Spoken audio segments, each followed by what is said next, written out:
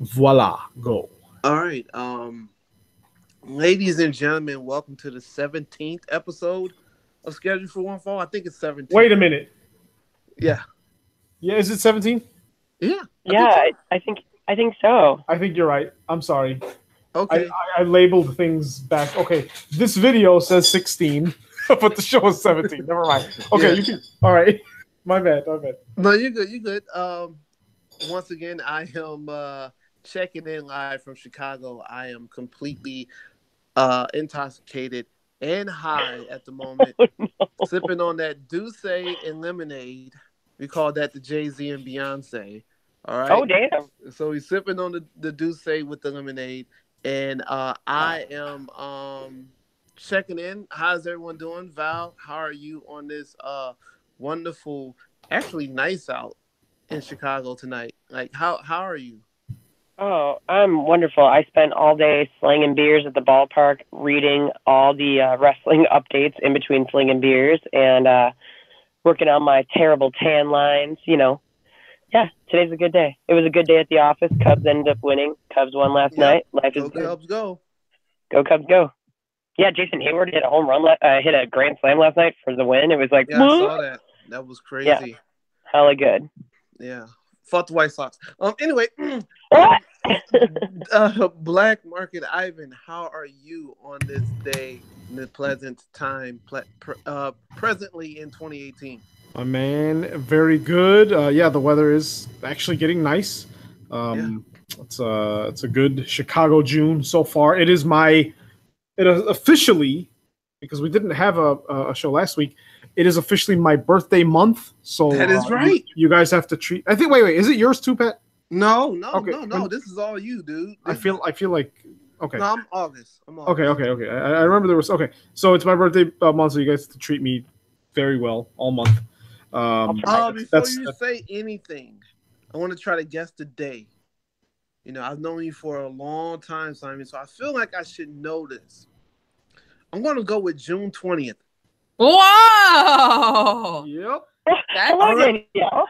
Hello. I'm sorry I'm late to the party, but I have peach vodka and La Crache on hand to join the festivities. Oh, nice. So, Danielle, how are you doing? Good. The Ebola has escaped my system officially. Yeah, thank you. And the weather being fantastic, it's just been on an upswing. Everything is going well on my end.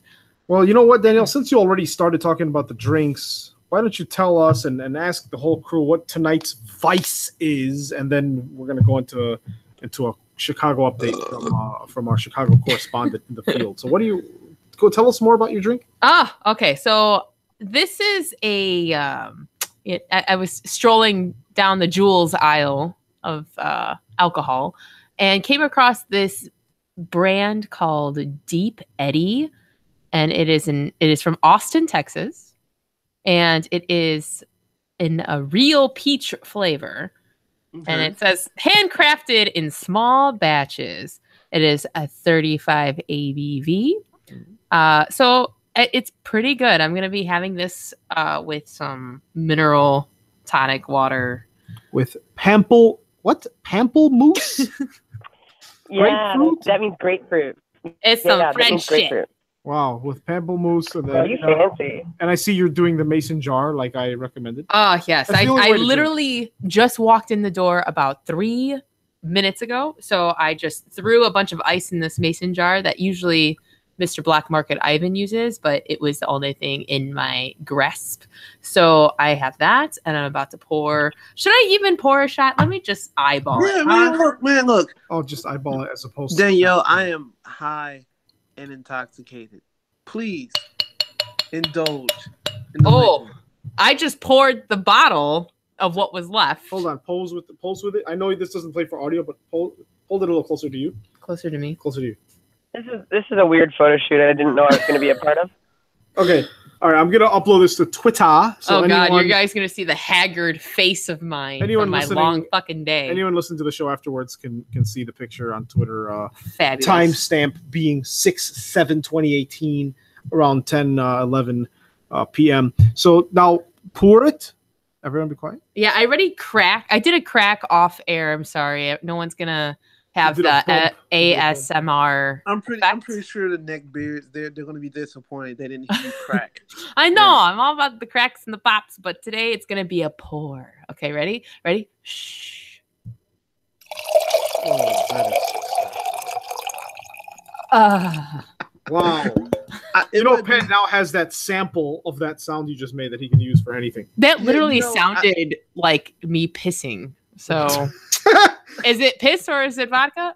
Who Only knows? I will know. We'll find out during the Raw segment. No, I was about to say that because I'm very high, so all of my senses are like in they're heightened. So yeah, it sounded like someone was like in a rush, like they were holding their piss for 3 hours and they just finally got in front of a funeral and just nothing. Never mind. That- Disregard me. I'm high. I just recently jumped on this. It is ASMR, right? That's what they call Yeah, it. yeah.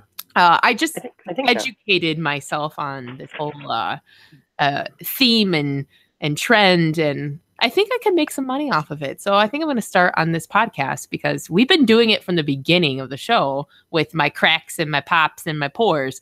So, this is for the ASMR fans out there. Yeah, I think so. I think we should do that. Well, speaking of enticing sounds, and cheers to you, Danielle. I had one of the. Okay, I'm gonna drink a few beers tonight because anyone who listened to episode 16 knows that we perform best while inebriated. And shout out to Pat for editing that. I won't even say train wreck because It was a masterpiece. It was a of- masterpiece. I legit have not listened to it. It's to date the only episode I haven't listened to. I actually, you know what? That was. I'm not even kidding. It was actually the first episode I did listen to because I listened to so many podcasts during the week that I was like, I have to listen to this, and I was dying. Okay, that show was okay. Who would you guys say is the greatest artist in the world right now, like in terms of painting or drawing?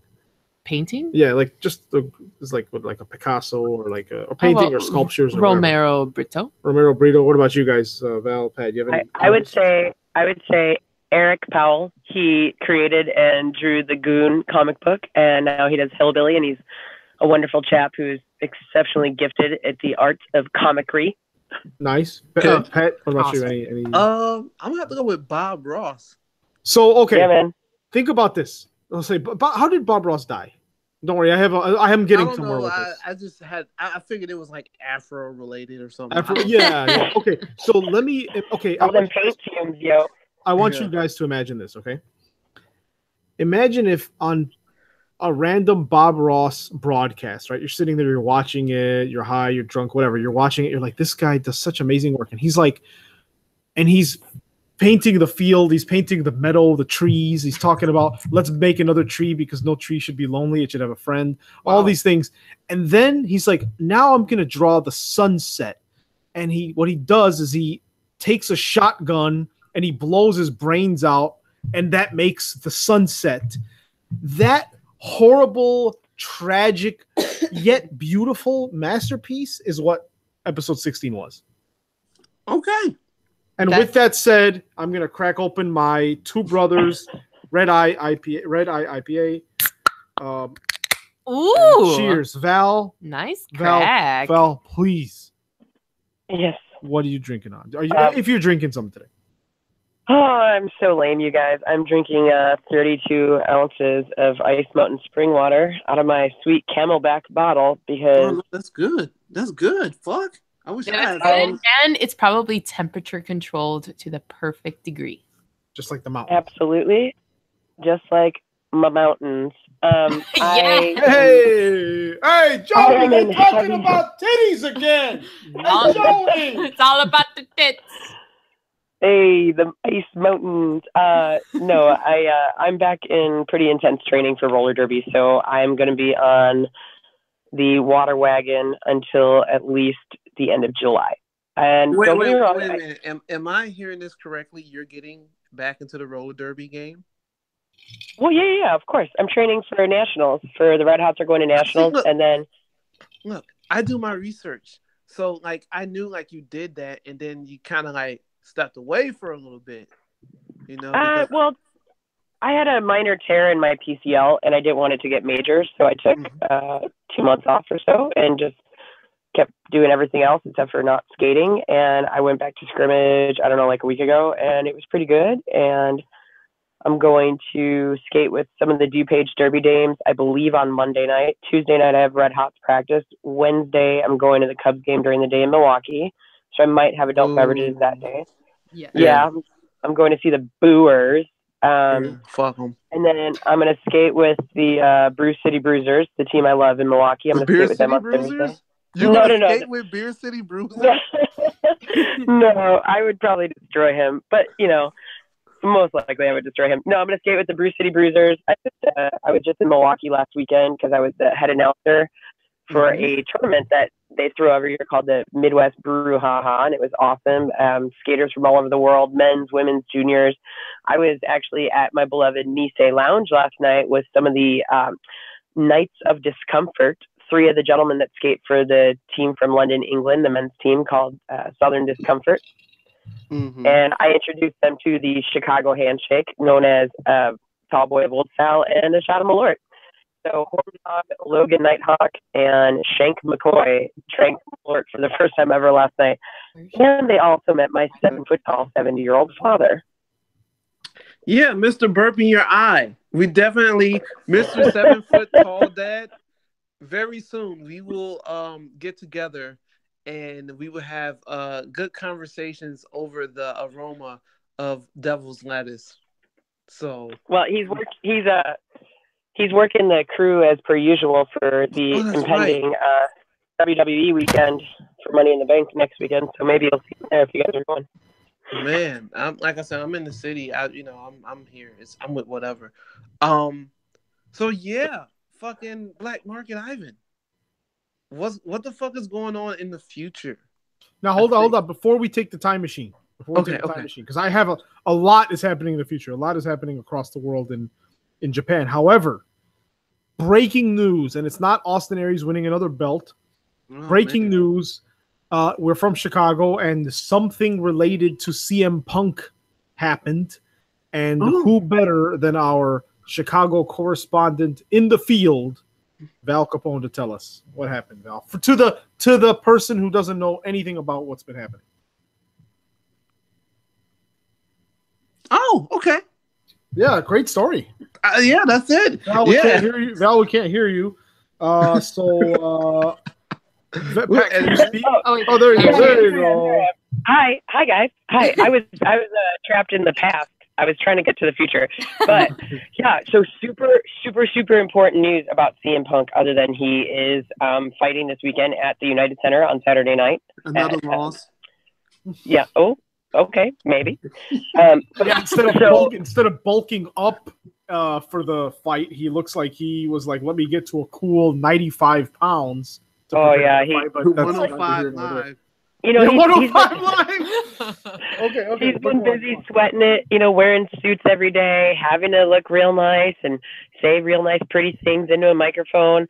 And so the big news that just got released is that CM Punk stands for Chick Magnet Punk. There you go. That's it. Yeah. Yes. I thought it was Company Man Punk.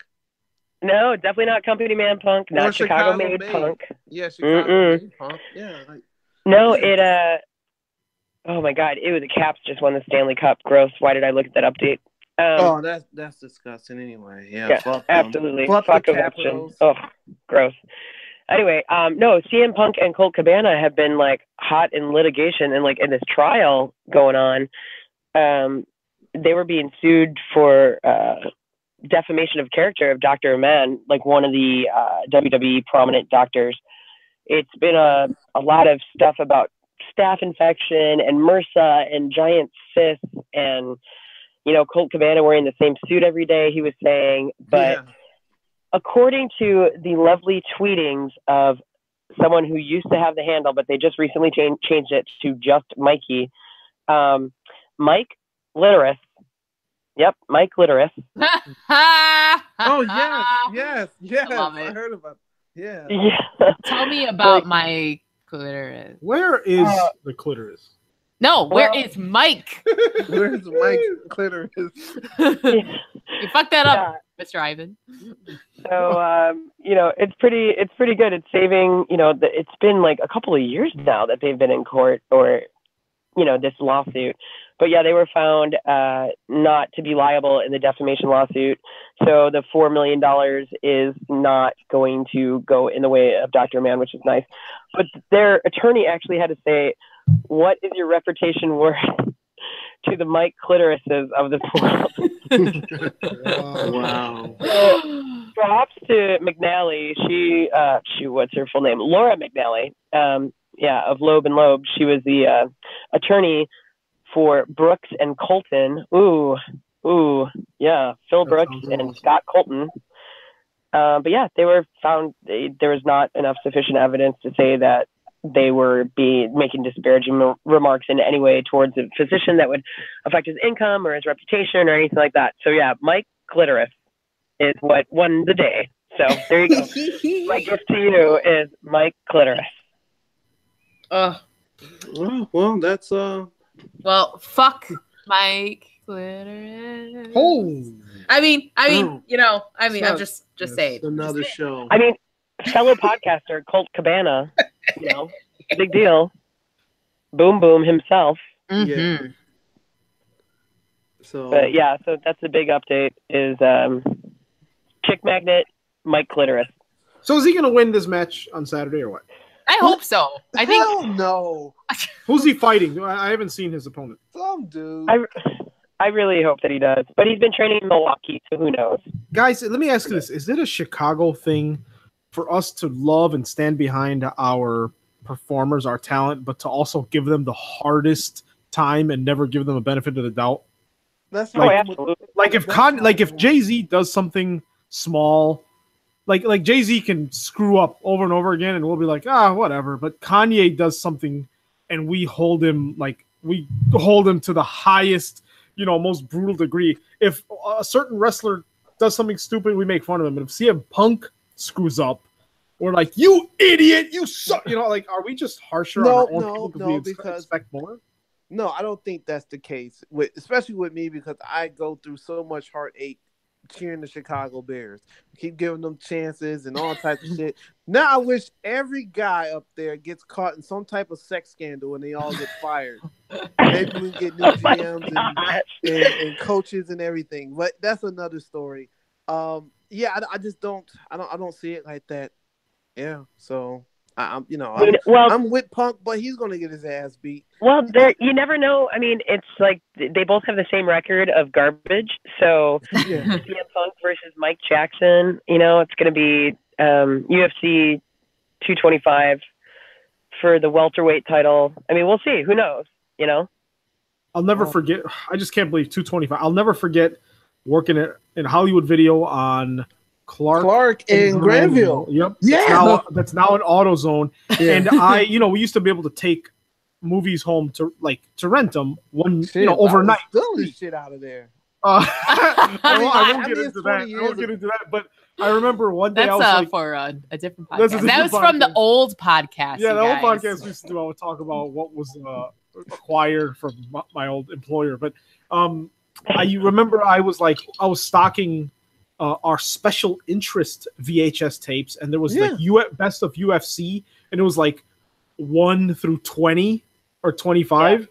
And I took it home and I rented it, and it was like all these highlights, and I was like, wow, one day there's gonna, and then it was like now thinking of 225 is nuts, but yeah, that's just pretty crazy. But that's cool, guy. I hope he wins. I almost feel like I should okay, if he loses, this is what I'm gonna do, guys. I'm gonna train for 2 years so hard that I will be in the UFC, and my only goal will be to face CM Punk and lose on purpose so that he can get a win for Chicago. I will do that. I'll do that for him. You'll take the dive. Let's just be real, Simon. By the way CM Punk looks in the latest pictures, you would whoop his ass. I probably would. Well, it depends on where he is, what part of Chicago he's from. Well, he's CM Punk is from the burbs. Let's get real. I'd whoop his ass. Is he though? Yeah. I actually don't know. Yeah, he is. Cicero, you said? Yeah, I think so. Well, Cicero's still kind of tough. No, If he's no, like no, from, Fuck that. if he's You from remember like those guys Aurora or from something. Cicero.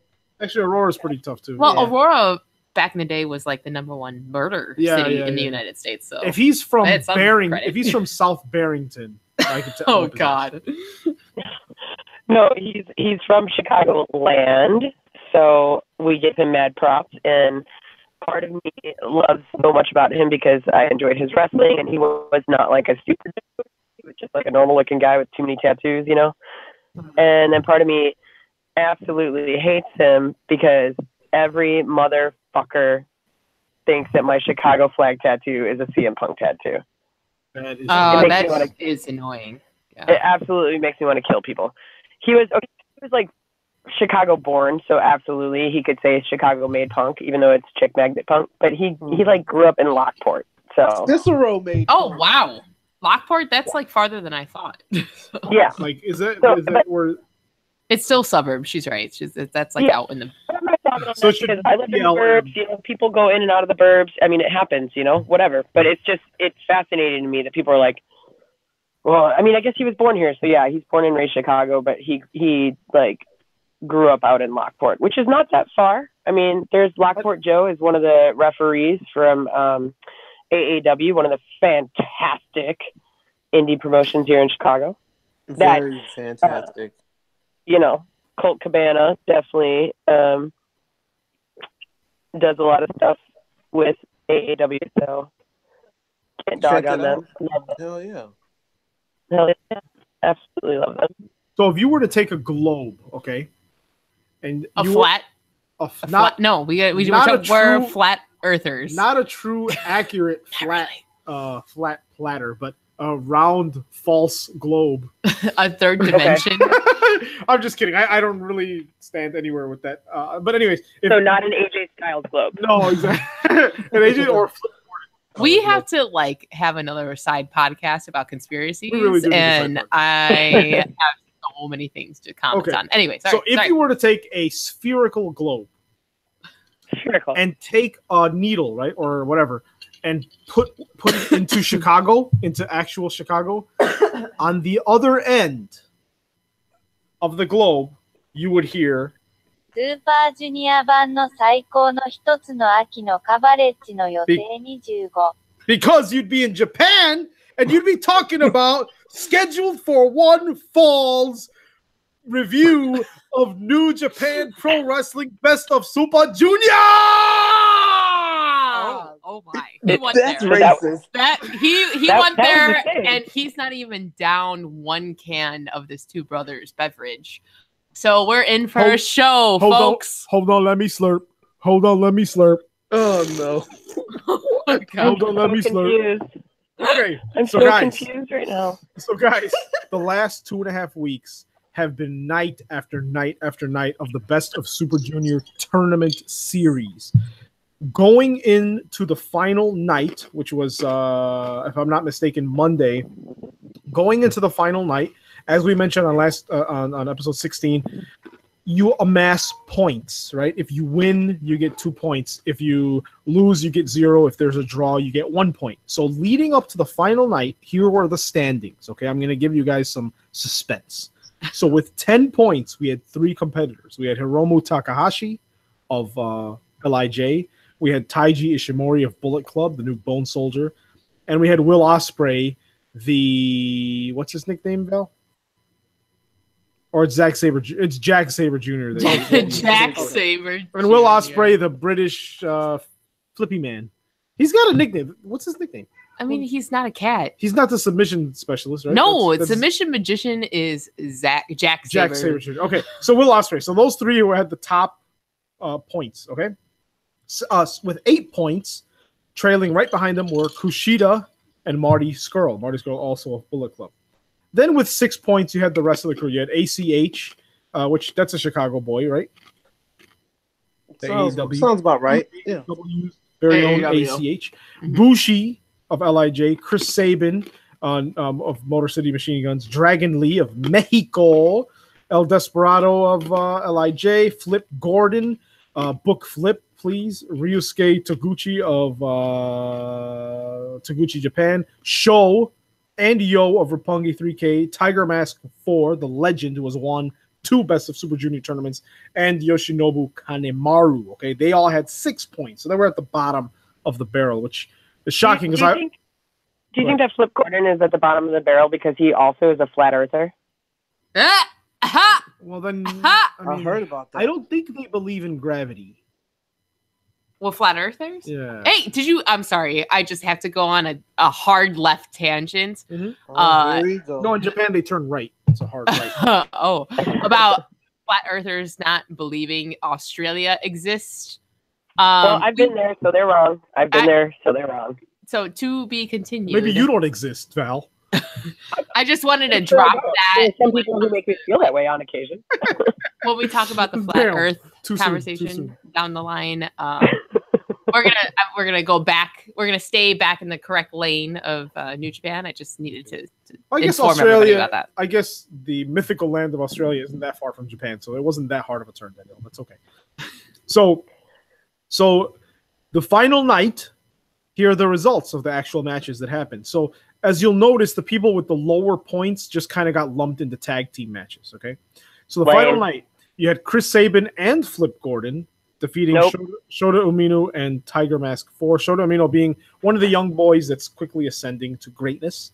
Then we had Tomohiro Ishii, Toru Yano, and Yoshihashi representing Chaos, defeating El Desperado, Taichi, and Yoshinobu Kanemaru of Suzuki-gun.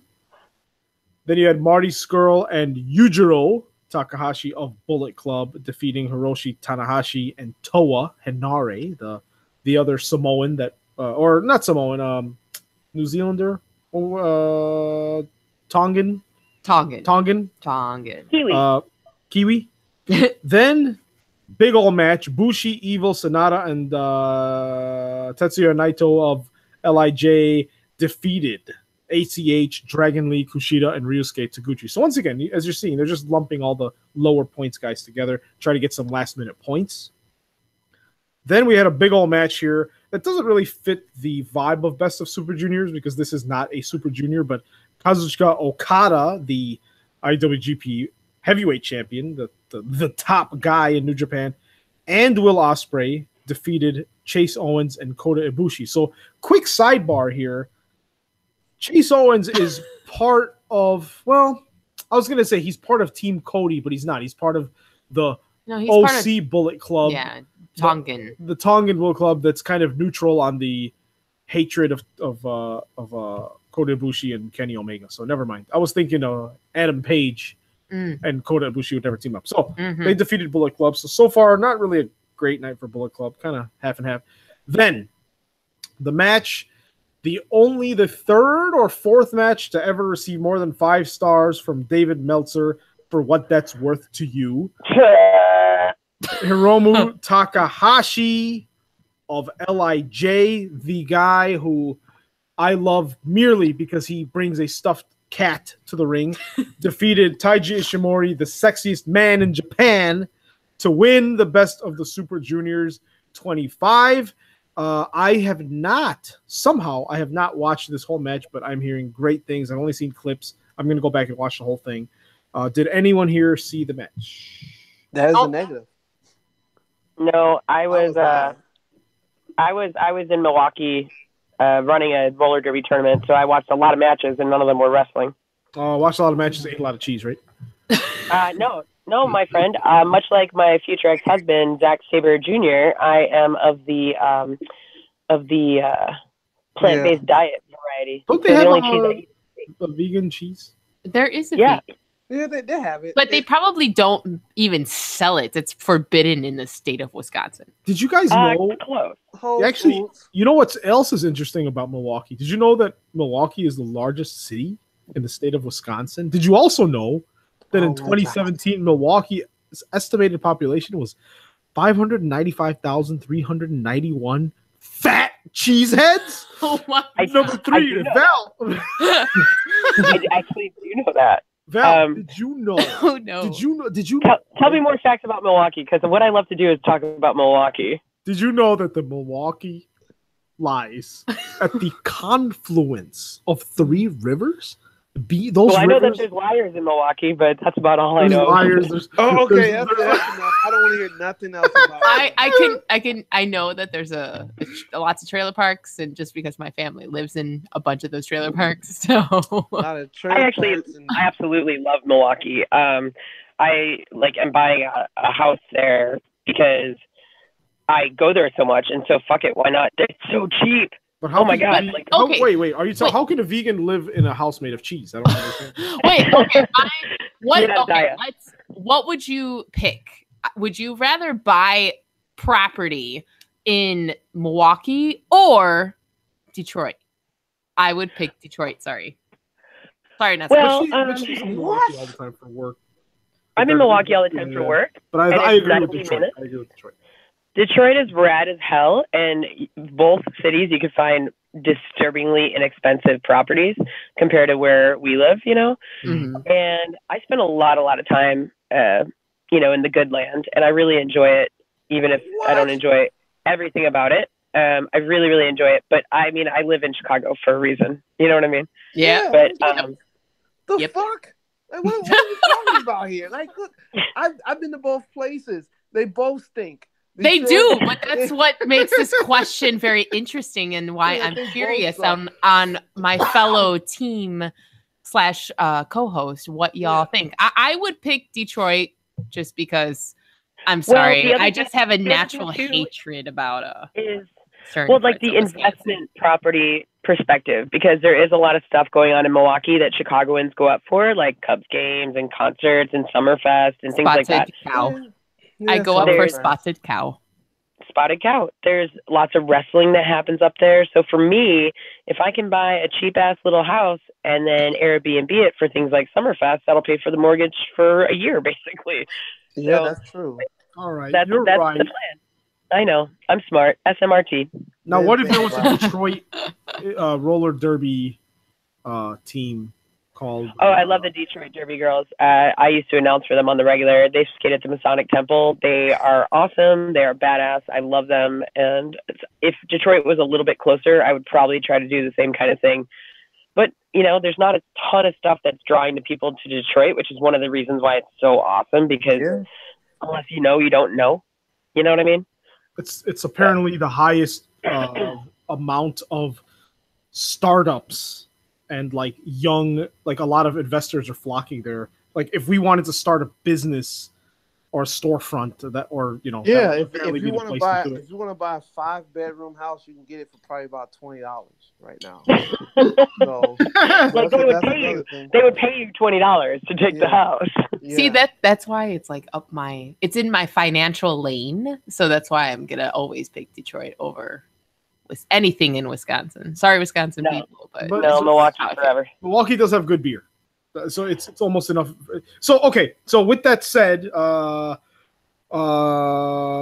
are Wisconsin facts, and I don't know how we got from Japan to Milwaukee. I really don't even know how that happened. But Well, let's go back to the future then. so Back to the Future.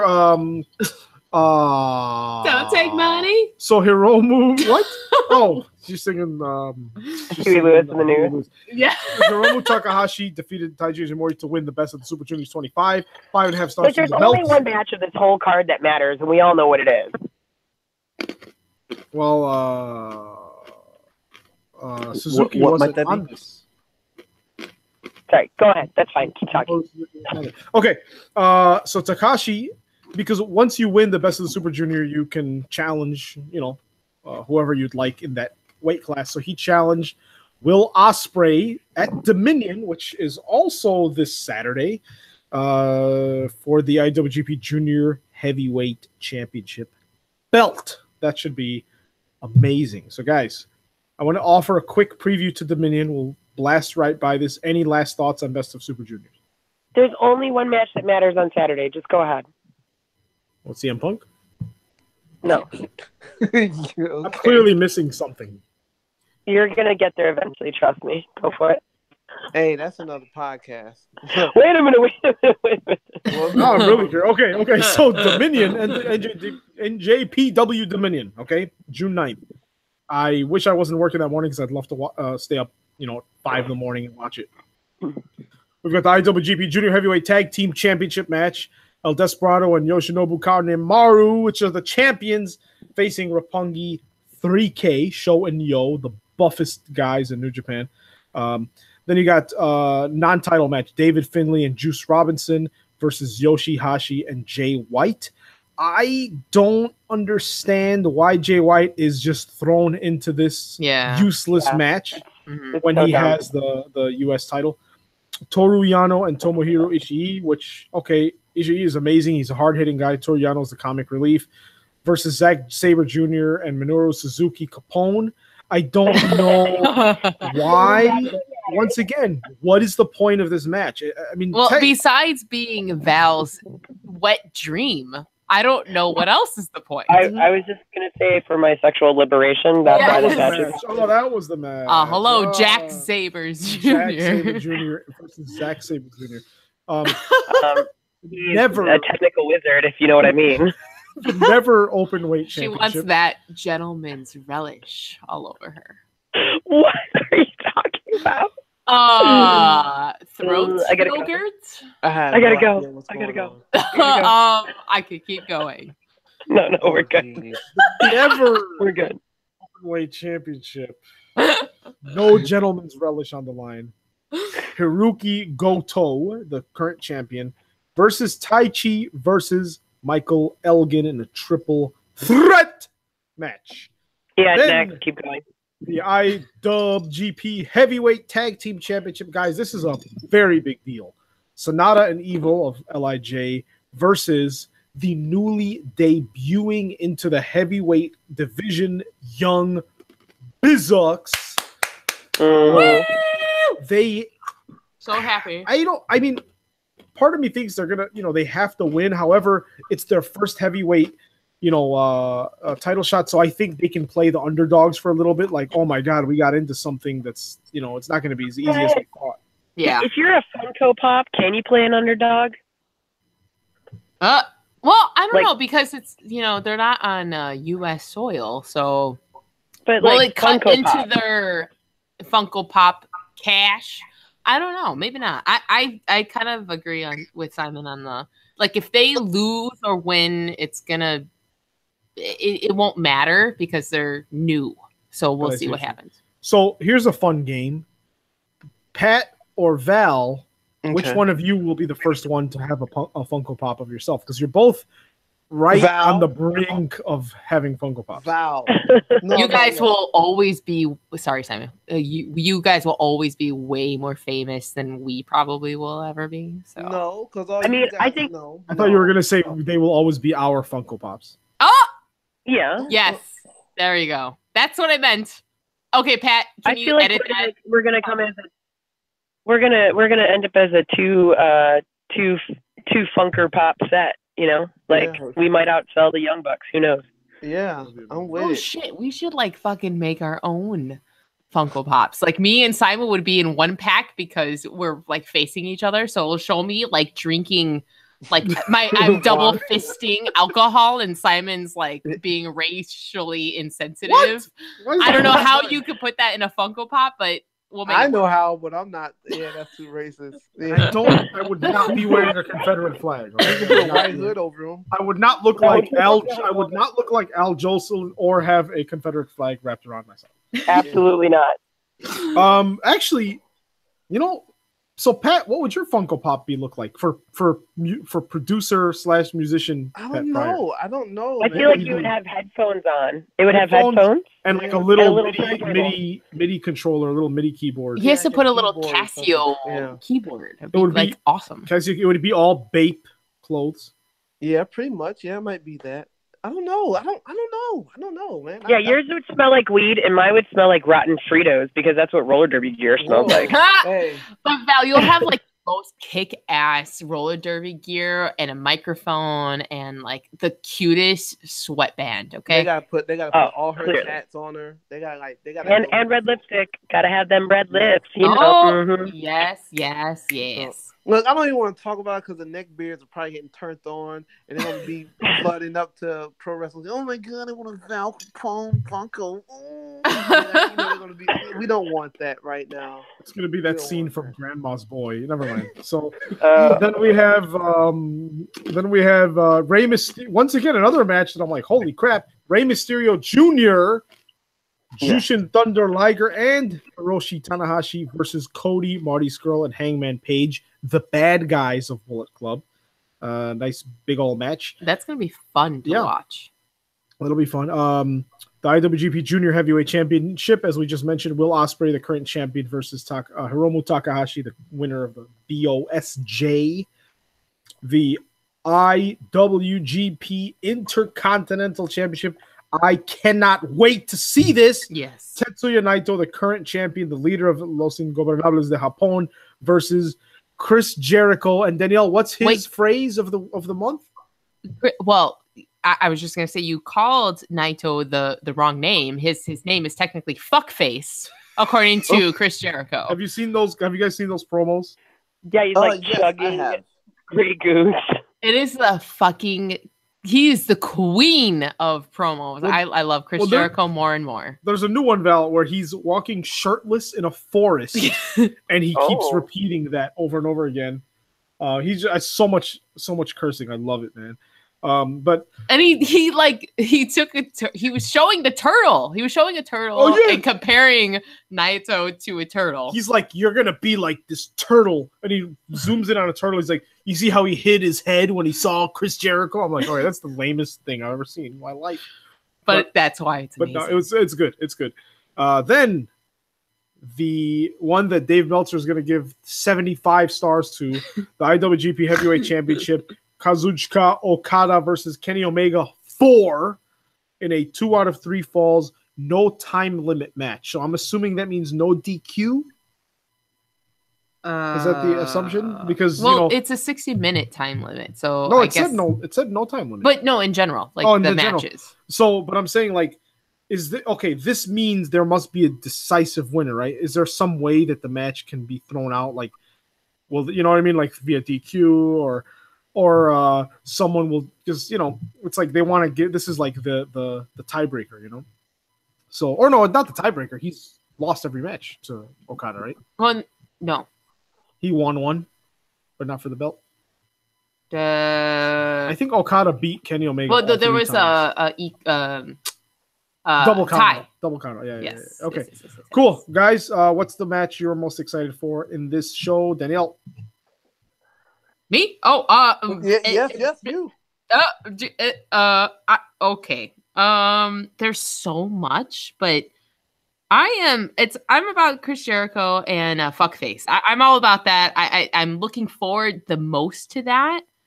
And then I would say the Omega and Okada match, but I would say I will sit through every match no matter what. But I would sit through it for Jericho and Omega. Nice. Val, what about you? Do I really need to tell you? Besides the Minoru Suzuki match. So there's other matches on this card. I forgot about my boys, the Young Bucks. Wait, Danielle, you can't. I love it's Val's turn. I'm sorry, Val. I'm just submitting my opinion because the alcohol has overpowered my. I feel like your opinion is wrong because you forgot to say Zack Sabre Jr. and Minoru Suzuki Capone. That's true. There's so much eye candy in this show that I'm overwhelmed. So I'm just blurting out whatever I'm reading right now. I just want to watch Minoru Suzuki Capone eat people's faces. That's all I want to do. And then Zack Sabre Jr. will twist their hands in weird ways. It'll be brilliant. He can twist his hand and in my way, please. He can go. What's going on? Carl. Speaking of eye candy, Pat, which match do you want to see? Candy Elliott is a fantastic wrestler for freelance wrestling. Just so you know, Eye Candy Elliott is the best. I'm gonna have to check him out. Then I'm gonna have to fight him for that name. He's on Twitter at Eye Candy Elliott. You should look at him right now. He's a badass. He got his head split open the last bout we had at Beta Brow. It was insane. Once I get sober, I'll look at him. But my favorite match that I'm looking forward to is I'm gonna have to go with Rey Mysterio Jr., Justin Thunder Liger, and Tanahashi against Cody, just Cody, Marty Scurll, and Hangman Page. I'm pretty sure we finally get to see the steroid Justin Thunder Liger now because he's all ripped to shreds. I don't know when the fuck that happened. Or maybe it's Brock Lesnar under the mask. I don't know. But, probably it might be Bobby Lashley. Yeah, yeah. Bobby Eyebrows, okay? Bobby Eyebrows. Bobby Lashley. Yeah. Eyebrow Lashley. I gotta put a right there. That. Yeah, so that's what I'm looking forward to. I'm over Okada and Omega. I'm pretty sure they're gonna have an 8-star match, but I've seen it already too many times, so not worried. Agreed. So guys, this is okay. We're about an hour into the show. This is where our show starts to suck because we get to talk about WWE Raw. Who would like to cover this? Who would like to Hey, cover look, Simon. This is what we're gonna do this week. I'm gonna blow through Raw. Nobody You're watched gonna all of it. blow Raw? That Nobody would be watched an all of it. improvement. Danielle, So you only please. watched the Hulu edition, which you said had like 1% of the actual show. Val didn't watch it. No, I Pat did. You did watch it? Yeah, it was awful. Okay, so Pat's gonna blow through it. Yes. Here we go.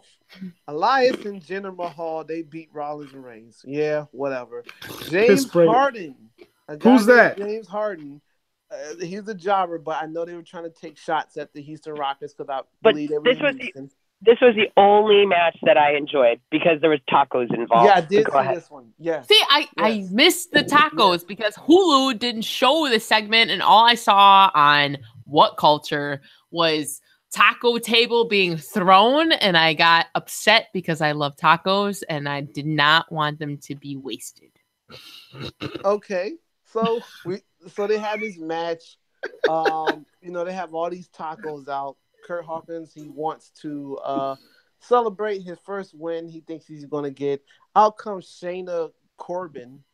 Comes out and does his Constable normal shit. Corbin. Yes.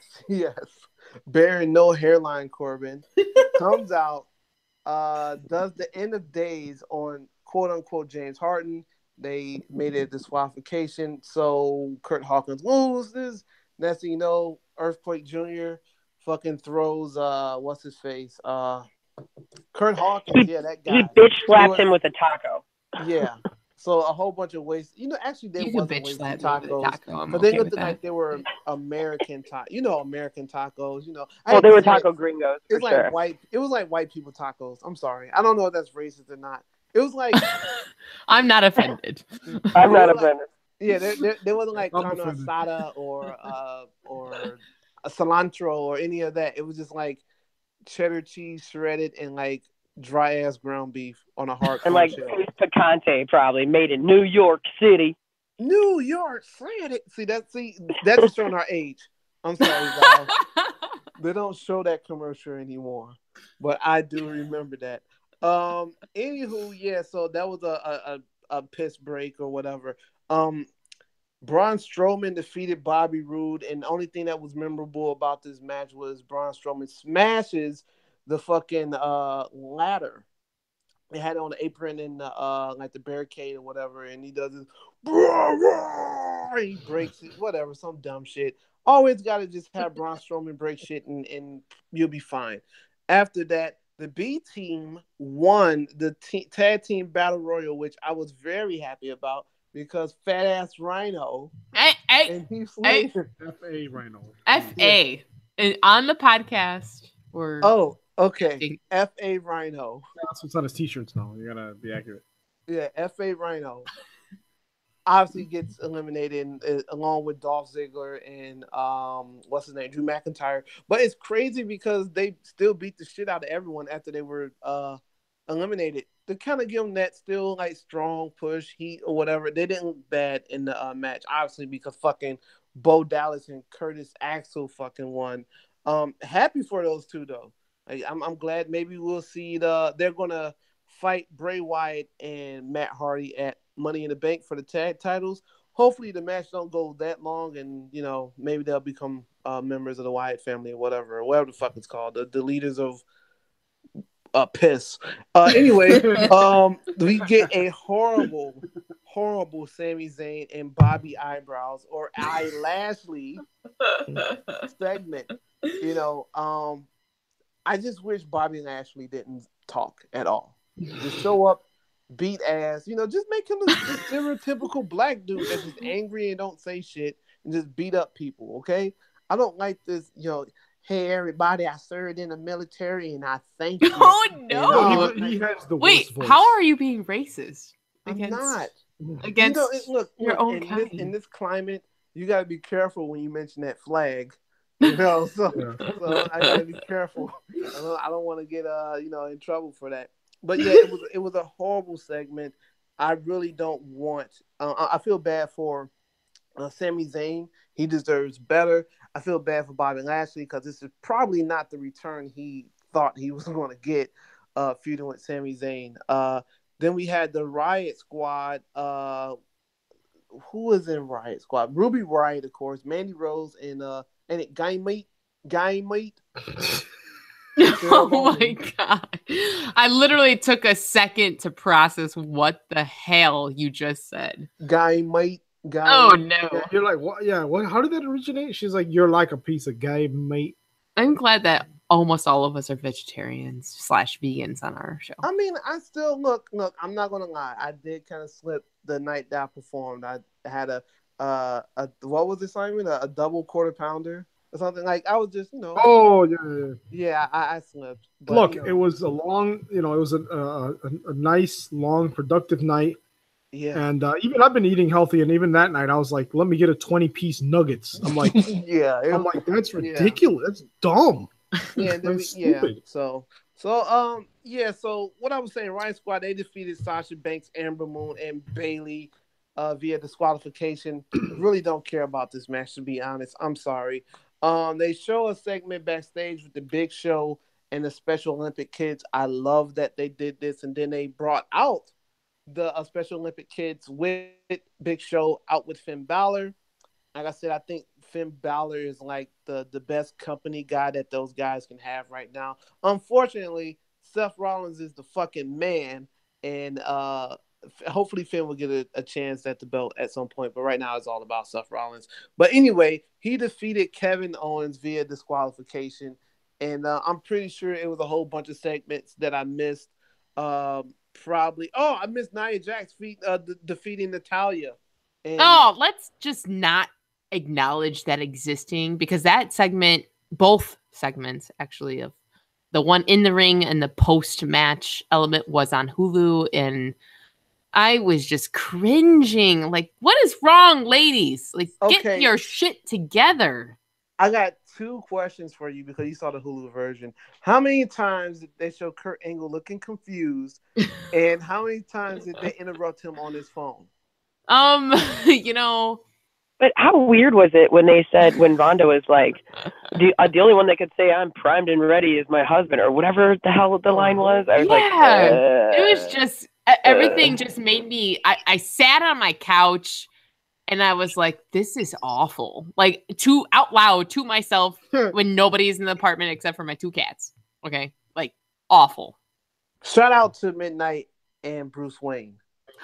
For one time. My babies, my furry babies. Love those cats.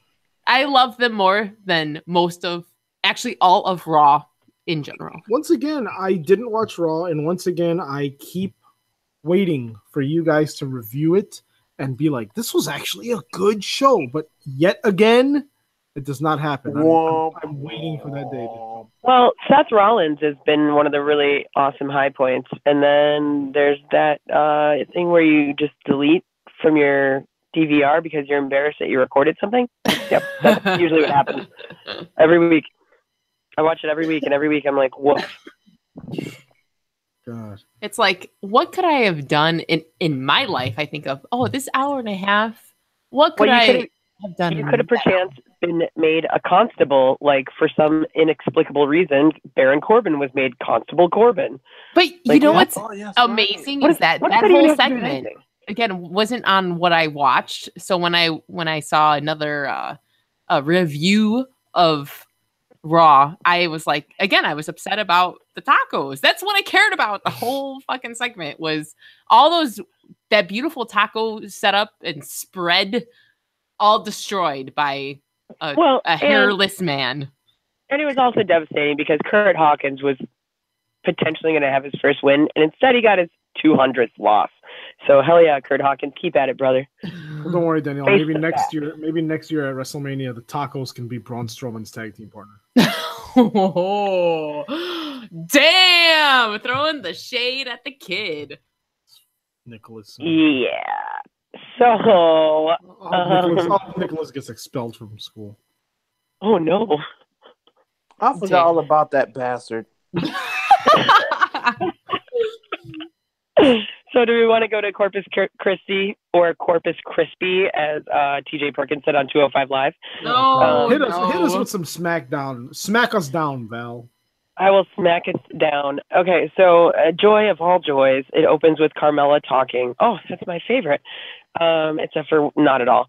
So basically, she said how Asuka isn't who we thought she was, that the Asuka we know, love, and fear and respect doesn't exist, that the devastating loss at Mania shattered her and put an end to the age of Asuka, essentially.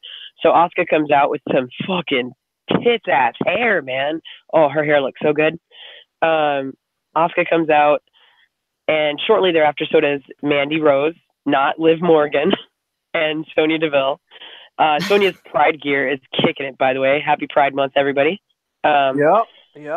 That she got a new Pride robe even. But God, I hate being this person, but can I just say Mandy Rose's extensions are out of control. Just look at it on your own time.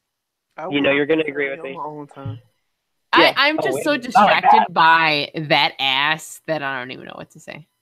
No, you're going to be upset because like her hair is down to her ass, which is exciting, and then 2/3 of it shifts and it's up to the middle of her back, and it's just terrible. No. I hate extensions because like I get it if you have thicker, fuller hair, but you're athletes like that, whatever. Tangent. I know this is the wrong sport to not put in a track properly. Just saying. Exactly, because you're going to lose it. It's going to be a tumbleweave, like when Sasha had to beat up Charlotte with her own tumbleweave. It was terrible. Or even on NXT with last week or 2 weeks ago. Oh, with, yeah. Kyrie losing part of her hair. When Mommy of the Year kicked Kyrie Sane's. Oh, my gosh. Yeah, that was pretty excellent. No, I was reading a Dave Meltzer review on the Wrestling Observer that he said that, speaking of extensions, he said, every time I watch a Mandy Rose match, I get an extension. What does he mean by that? I mean, he said it, not me. That's Dave Meltzer. That's not me. I agree with him. I'm not. So the smack talking ensues between all these ladies until Paige's music hits, of course, and then Paige. Hi guys. Paige basically gives Asuka the choice. She says, "You don't book the matches. I book the matches. So, baby girl, you could choose between Mandy Rose and Sonya Deville."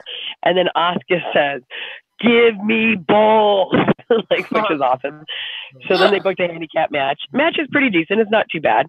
Melly gets annoying, of course, and she stays by the commentating desk. So then she distracts Asuka. And by the way, like 2/3 of this match was in the picture-in-picture commercial shit. Go fuck yourself with that crap, please. Asuka ended up getting Deville to tap via the Asuka lock, which was excellent. And so as she's like standing up celebrating to her music, Mella enters the ring and distracts Asuka. That's annoying. Mandy ends up trying to take out Asuka from behind. Carmella hits Asuka with the women's SmackDown title, then a giant boot, and then scene. It's just annoying. I can't wait for Asuka to rip off Carmella's throat. I'm just going to be so thrilled. The next thing you know, we see some sweet Miz Jitsu in the back, where Miz meets Mr. Bootyworth, and New Day offers Miz to be able to pick who their member in Money in the Bank is going to be because they feel bad that they've been giving him a hard time, and so they have this hat with these names, and they're like, no, you got to close your eyes. Picks the names out of a hat, and as he's like, okay, they blindfold him. He falls for it. They switch to a hat full of pancake mix. Like pancake batter. And it was utterly ridiculous, but it ruled because the New Day is so great at doing stupid jackass promos, and the Miz is so excellent at feeding into it. It was just fantastic. It was much, much better than I thought that segment, even though it was ridiculous, was fantastic. The Bulgies versus the Goods. It was the Battle of the Brotherhood. It was a quick meh kind of match. And Carla Anderson defeated Harper. I don't care. Do you guys care? Because I don't care. I don't know. Yeah, it's lame. So, but actually, Val, I'm so sorry. I do have a quick question. So not all of New Day is in the ladder match. It's only one member. No, yeah, and they haven't determined who's going to be in Money in the Bank. Okay, it's one of the three. That's so Miz has been trying to get, last week, Miz was trying to get it out of them and had them on Miz TV and all that. And so in order to apologize for being jackals, they were like, oh, we'll let you choose. You could choose. And it was great because his hand was coated in pancake batter and he flung his finger all around. So every member of New Day ended up being covered in pancake batter. It was just a ridiculous segment. It was awesome. It was way better than the following match, So then they recap the oh-so epic battle of dance between Naomi and Lana. There was their dance-off. Naomi and Jimmy came out in their Texas New Day-ish shirts. I don't know. It was just so weird. Jimmy and Naomi versus Aiden and Lana. I don't know. It's just a weird mixed tag team, but I'm also into it. I don't like Naomi welcoming to the Uso Penitentiary. I'm just not into it. And then, they did their separate entrances and Jimmy awkwardly dances to her theme in the ring. And it was just weird. Lana did a weird twitching mixed tag dance. I don't know. It was okay. There was one point where Corey mentioned that a lot of people think that the earth is flat and that's not necessarily the case. I just wanted to be like AJ Styles. Yeah, the match was kind of meh overall. Lana bitch slaps Jimmy at some point and Naomi tackles her. Jimmy ended up pinning Aiden after a kick to Aiden's throat. They really played that up quite a bit. So yeah, the husband-wife team defeated the Lana's Day team. Yeah. Contract signing with Paige, Nakamura, and Flat Earth Styles.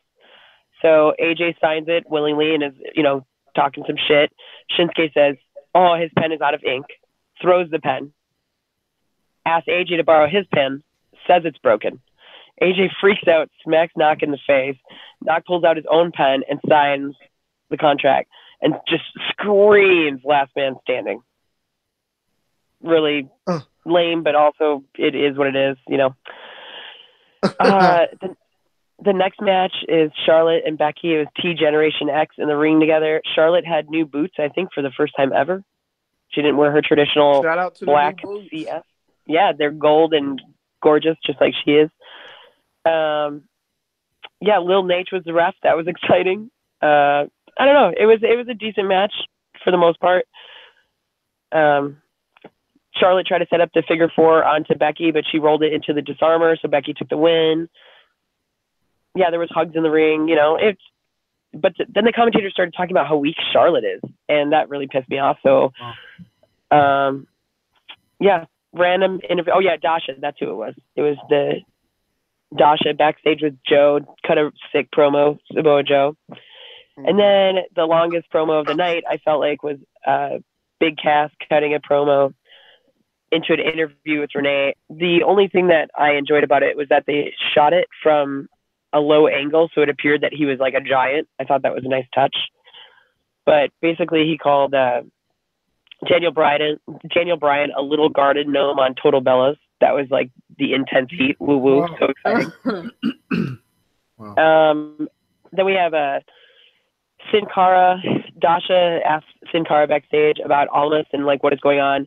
Zelina comes up and shit talks, mentions that she set up a match via Paige, Nakata, and Cien Almas.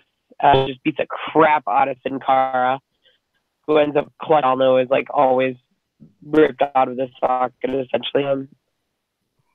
The New Day came out and brought all the pancakes to the crowd as per usual. It was New Day. They need to do something else. I'm sorry, man. I'm a big fan of fucking New Day, but I don't want to eat sweaty pancakes that's been on fucking Big E's abs or stomach or whatever. Like, I don't want to do that. Like, it's time to do something different. I'm sorry. It's over. I'm not part of I don't even know what they call their fans. Unicorns? Like, I'm not a part of I can't. And it's, Are they I pancake gotta people? cheer for the black guy. But you're not a pancake people? No, I'm more of a French toast guy. Yeah, I love French toast, especially from like Golden Nugget. So Oh, yeah. Yes. you wouldn't. Yeah, that's a Chicago thing. So your neckbeards probably wouldn't know nothing about. You probably can't afford it. It's really sad. Yeah. So, yeah, there was a 6-man tag to end out the round out the Smack Us Down.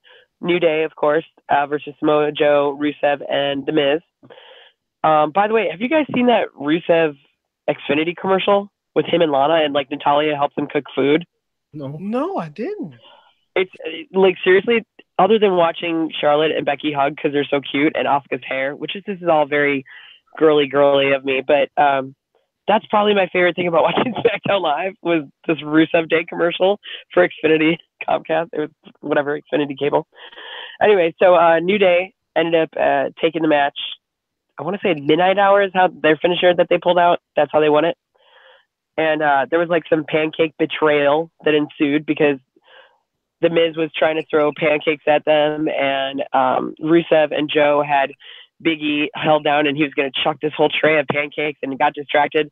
Big E slipped out of it. Next thing you know, Miz chucks a tray of pancakes at Joe and Rusev. So they were like, "Fuck you, dude!" And basically, they beat the crap out of Miz and said peace out. And then I was really thankful for 205 Live because it was actually decent wrestling in comparison to SmackDown. So, yeah. I think I want to stop. I think I want to stop watching WWE programming. I just what you just. It's really getting bad. That sounds like I mean, it sounds better than Raw, but the pancake. I mean, the pancake thing. Now, Pat, let me ask you this, right? Let's say someone brought you the biggest blunt of all time, like Cheech and Chong showed up, and you're smoking 24 hours in a row, right? And at the end, you're like, I am starving. I'm so hungry. Big E comes out of nowhere. And he goes, listen, I got 10 pancakes. No. I got 10 slices of French toast, but they're literally under my sweaty titties. Would you eat them? You know, it depends. If it's from Denny's, yeah, I would eat it. Don't care. He bought them at Denny's to go, but they didn't have like a styrofoam box. So he just put them under here. He just shoved them there, but he's gonna let you put the powdered sugar on afterwards. Hey, Oh my no. What type No, of, this is a good story. I'm into it. Yeah, what type of podcast we're running here? What's going on? I don't So want to give on 205 Live, That's like natural butter right there, right? Oh. Like sweat butter. man butter. oh, I don't like any of that. I changed my mind. I don't like any of that. I changed my mind. What would fermented under tit sweat be Ah! 205 Live? called? Okay. Yeah. Damn. Okay. No, it's actually the best programming pretty much is Tuesday night and Wednesday night for WWE, to be honest. Let's get real. So Lindsay Dorado and came out to the ring con Lucha House Party, of course, with their noisemakers and their awesomeness and zaniness. And the Brian Kendrick was Sans his BFF, Gentleman Jack, because he's out doing family stuff.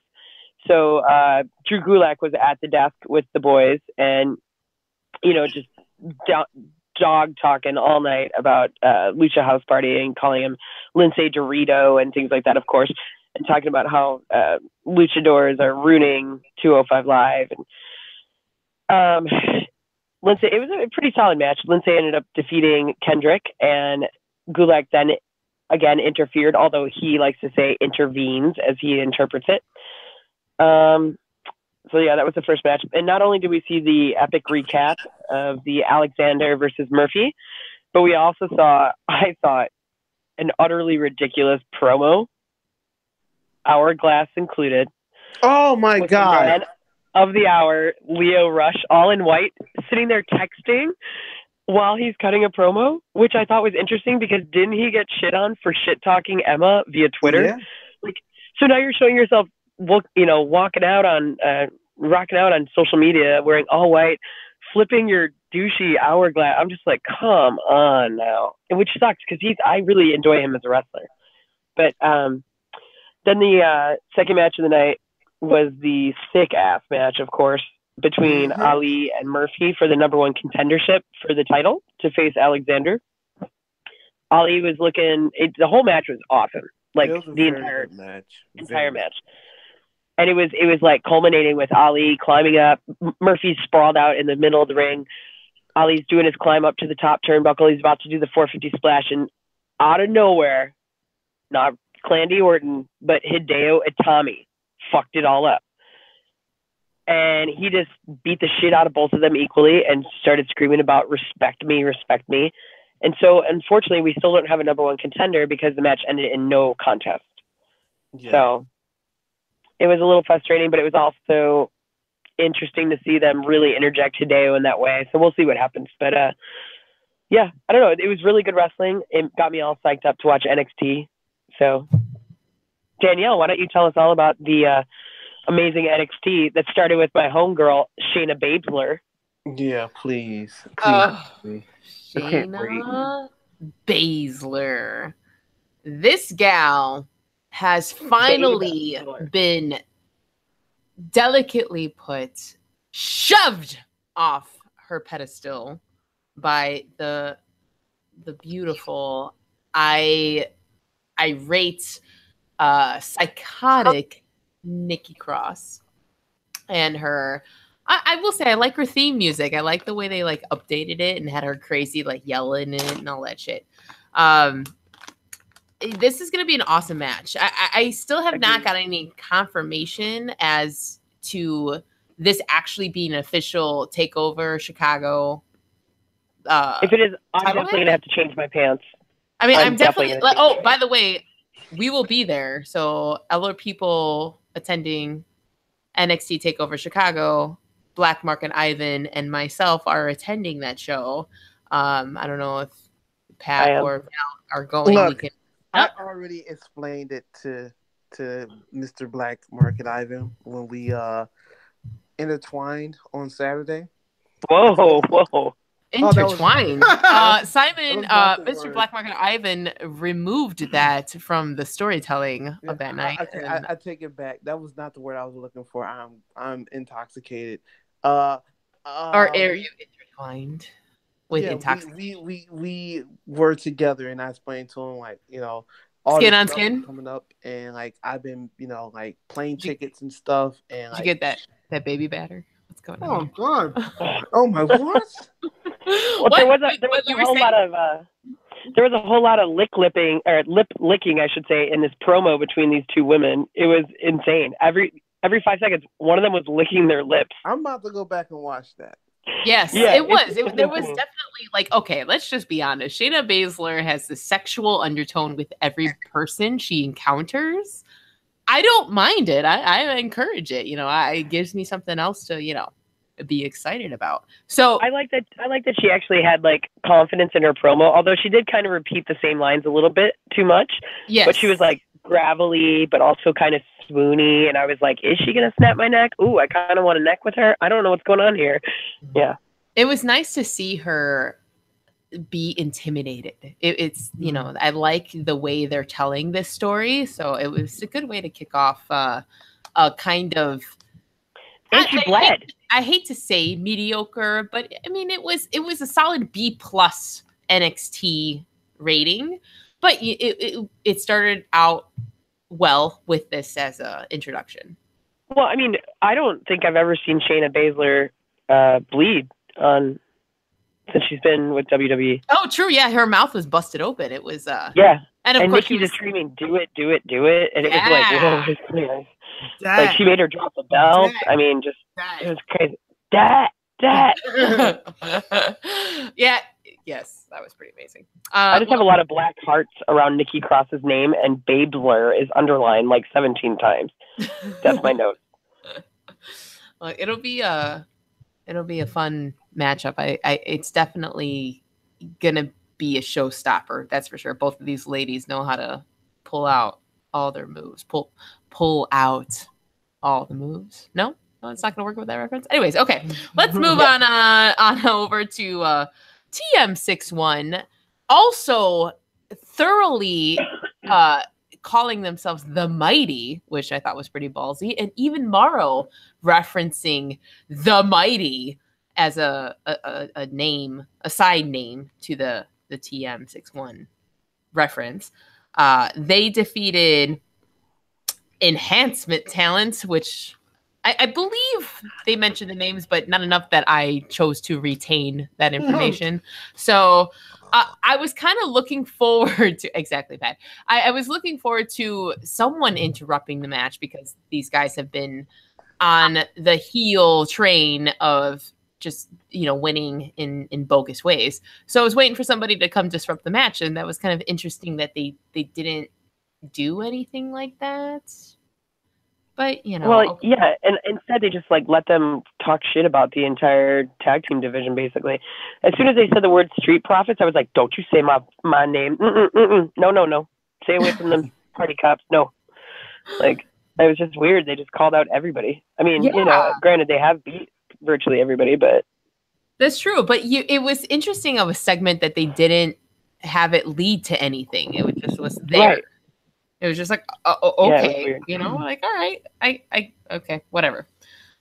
Speaking of which, I'm sorry. 5 minutes ago, we had someone ask us in the chat, "Is this the Minecraft podcast?" So, if you're serious, then yes, this is the Minecraft podcast. We will soon give you top strats on how to evade creepers with your building structures. If you are joking, please let me know. And then if you're joking, I need to know how to evade creepers. Then welcome to Schedule for One Fall. So thank you, Danielle. I just had to point it out our viewer here. So what happened next? I'm trying to think of a segue to incorporate the topic of Minecraft into the match between Roddy and Mr. Danny Burch. I can't come up with anything clever. What do you guys got? Minecraft is the undisputed, world-renowned building simulator and survival crafting simulator. And another thing that's undisputed is Roderick Strong and his fellow team members. I don't know if I agree with that transition, but I'm gonna roll with it. Are you doubting Minecraft's influence in the gaming? I guess I don't care enough to indulge it. Sports. You just like sports? Danny Burch. This match, let's just be real. These guys are pulling so much grunting, so many trunks. It's such a testosterone-driven feud, and I enjoyed it. I give it an A on a scale of rating it. I love the intensity. Like every move that they both were hitting on each other, I literally was like, "Oh!" Like that. I could feel it. So they sell each other's moves very well.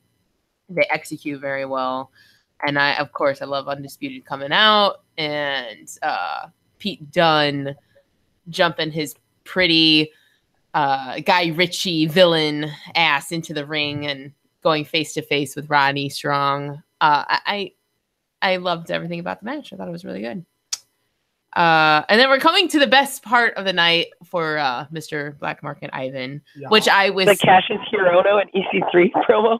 Oh, I was going to touch on that. Actually, was that right before the Kyrie? Oh, it was. I'm getting my my timeline mixed up.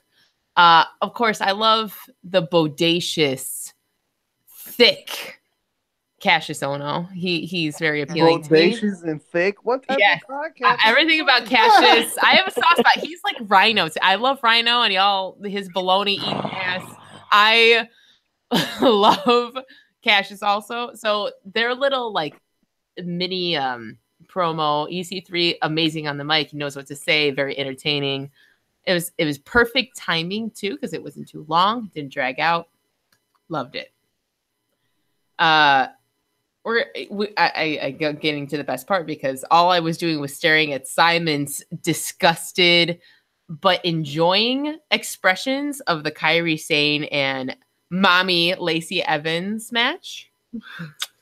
Again, Lacey Evans. Great match. Lacey Evans would have won if she wasn't thinking about Here we go. what she's gonna dress her daughter up in to take cute pictures to upload on Facebook later. This was the commentary while I was watching the match, was just Simon Black Market Ivan coming up with all these mommy phrases, even though we were enjoying the match. I just saw this expression of hatred and enjoyment. It was odd. It was like watching a Requiem for a Dream, but in real life. Oh wow, it was interesting. But no, but Lacey Evans is amazing. Phenomenal match. Just needs to get rid of the kid. Well, I really just like that. Like at the very start, when she took off her glove and she had Kyrie's name on her fist. Yes. But then she was also like flexing. I was like, "Ooh, girl, goals, girl, goals." Yes, I was surprised about Kyrie taking the win on that too, but she whooped her ass. I was impressed. I mean, I'm impressed. I'm just easily impressed. Okay, y'all can say it. I'll call myself out. I was expecting just Lacey to be a squash match against her, that she was just gonna beat the shit out of her, and Kyrie just kept on going, and it was a good match. They should have closed out with that, but I get why they closed with the Ciampa and Gargano segment. I also thought that they ended NXT on a high note with Gargano just going ape shit on Ciampa. So I am actually more so looking forward to TakeOver, the way they ended this segment. The past couple weeks, we've been talking about how they've been dragging it out way too long. They're making Candice like glass, and we're all over it.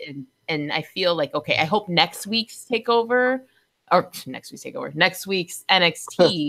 doesn't even touch on this, and they leave it for the build up on Saturday, the 16th. I'm just gonna guess that Ciampa's gonna run over Candice with a fucking forklift. I just hope that Candice does her dick flip suplex situation, that she pulls out that move. I don't think she's gonna do a dick flex. It's very world's cutest tag team. That's not very Candice LeRae. Yeah. I know, but it just would be like, it would just speak to the fans, After that match, it reiterated how weak they're making Candice LeRae, and we watched. Well, Danielle was watching old, like the Young Bucks versus Joey Ryan and Candice LeRae, like freaking death match from PWG, and like, I mean, you had Young Bucks putting like glue on their shoes and then putting thumbtacks on the shoes, super kicking her in the face, her bleeding out, and and surviving, and then Johnny Gargano just, a light breeze hits her and she falls down on her elbow and passes out. Like, what the hell why do they sign her if that's what they're gonna do with her? Like, it just really pisses me off. Yeah. I mean, I give this week's NXT a solid B+. I overall enjoyed it. I thought I was very entertained. I did some gasping and oohs, which I want to experience when I watch a podcast. Is this you gasping and oh, Patrick, I require those reactions with everything I enjoy, whether it's being wrestling or I got you. Okay. Or if it involves other types of physical entertainment. So physical entertainment. I overall, compared to the rest of the WWE roster of shows, NXT, like I keep saying, is still my number one show when it comes to this branch of wrestling that we cover. Yeah. Before we go into the next thing, I completely forgot. I'm sorry, I sound like Paul Heyman right now. My name is Patrick Pryor. Yes. Excuse me, my fair sir. Tell us. I was just thinking, because I was checking my Twitter, see if any neckbeards were talking crazy or twatting. Twatting. And it came to my attention that Enzo Amore put out another rap video. Oh, no. Second one? I haven't seen it. It's called Bury Me a G. We haven't even acknowledged the terrible element of the first one. I could be wrong, you guys, but I think the best thing to do when people are total shitheads, liars, and scumbags, and just gross in general is to just ignore them because they don't exist. You're right. You know what? She's right. We can't give. I just love, cause you can let double that song. Once I love, once I hate. Either way I guess I ain't done. God, is this it? You haven't listened to it? No, I only listened. Wait, is this the first one? That's the first Yeah. one. Oh, I Are listened you to the having a first one. seizure? Are you having a seizure? Look, here's the thing. If someone No. okay, here's the thing. If you were to put the lyrics on a sheet of paper and say, read his new song, I'd be like, oh wow, he really has a lot of anger about all the stuff that's been going on, and there's a lot of truth about social media and gossip and how it can ruin someone's career and reputation. And okay, like some good points. I mean, too many talks about his consensual penis, but other than that, then when you hear the song, it's like, I mean, Pat, as a producer, I mean, if you made a beat and I mean, how much money could he? I mean, is there enough money in the world that he got of you to use one of your beats? Mr. Black Market Ivan, there's no dollar amount that would make me want to do anything for Enzo, because that particular song is digital sewage, is audio NyQuil. It is very horrible, man. Like, I wish Enzo had some friends to tell him, hey, you know, don't rap, don't do this, just stick to being like wrestling, you know, go sign with Impact, get this shit over with, but just stay out of the recording. Like, it's like if I was like torturing someone, like say I kidnapped someone, Lord forbid, some neckbeard that was talking shit at All In, and I just kidnapped them, I would play Enzo's Amore's Phoenix, I think that's the name of the record, for like 3 days straight, nonstop. They would have to. Like, I think it's Enzo, look, bro, just stop. He lost a lot of fucking followers on Twitter too as well. I noticed that today. He's only down to like 540,000. He was at like 3 million, 4 million at some point.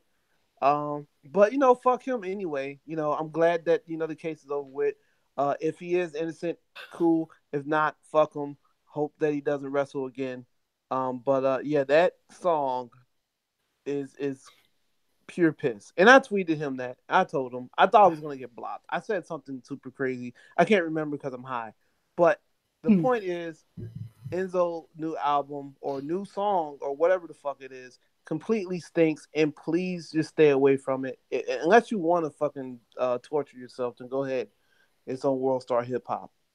So no, it actually is the FDA. No, not the FDA. World Health FCC? Organization. The who? Yeah, World Health Organization came out and said if you watch that video more than 2 minutes long, you will get gonorrhea. yeah, on your consensual penis. Yeah, and I got it twice because I watched the whole video. Well, thoughts and prayers to you and Danielle at this time. But what's the fucking preview for Money in the Bank? Whoa, what the hell's going on with the sound? All right, Val. Val, turn down your laptop, please. I'm sorry, I don't know what's happening. Hello. Wait, Val, why is there two of you on our screen? Yeah, what the hell? Okay, anyway. I don't know what the fuck just happened. There were literally two. We're on Google Hangouts, and it's Patrick, us, and then two Val accounts somehow. That was Cal Valone. So Enzo Amore hacked us for talking. Yeah. That's exactly what the fuck just happened. Yeah.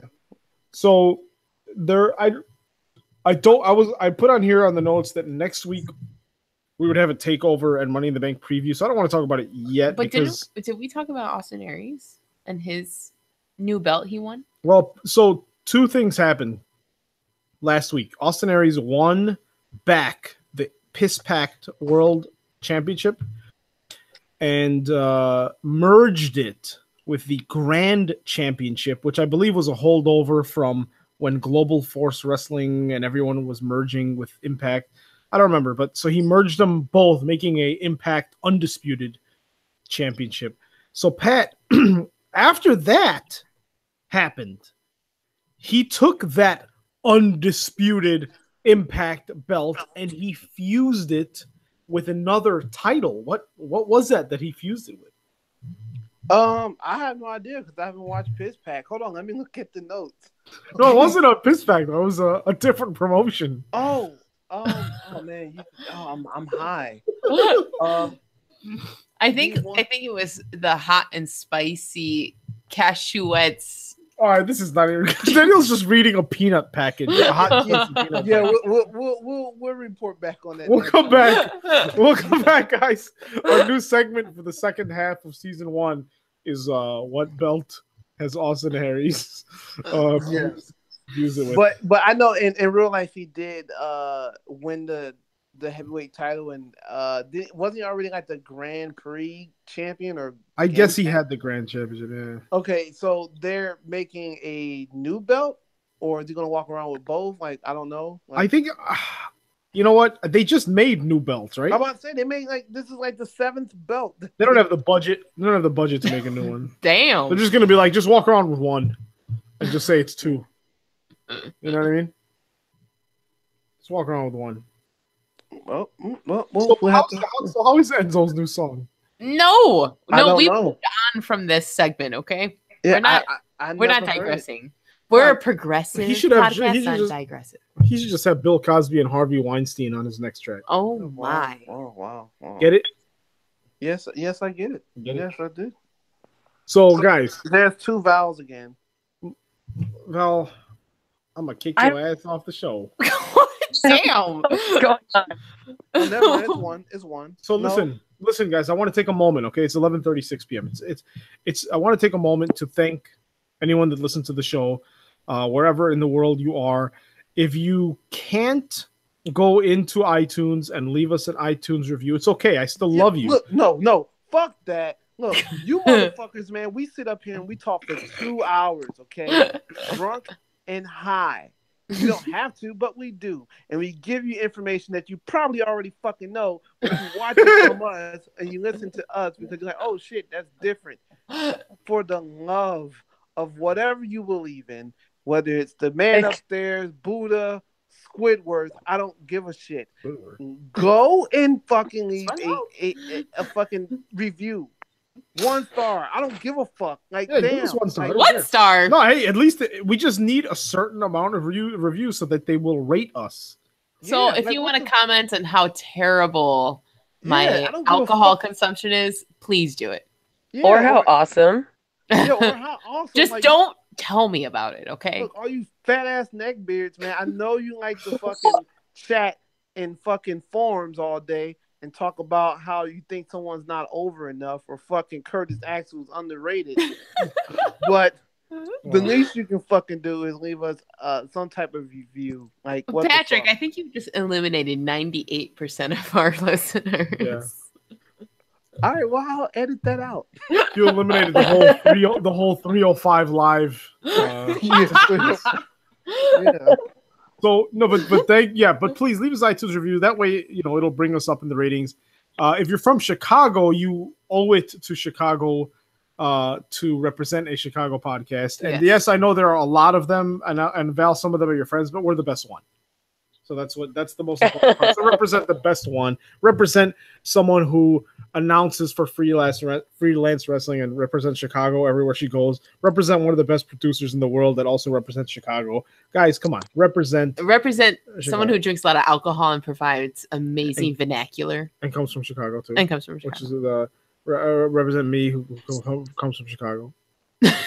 Since you guys mentioned freelance, can I just give a little plug to my freelance's home crew? Yes, give us a little butt plug on. Take us freelance wrestling. home with the old butt plug. Yowza.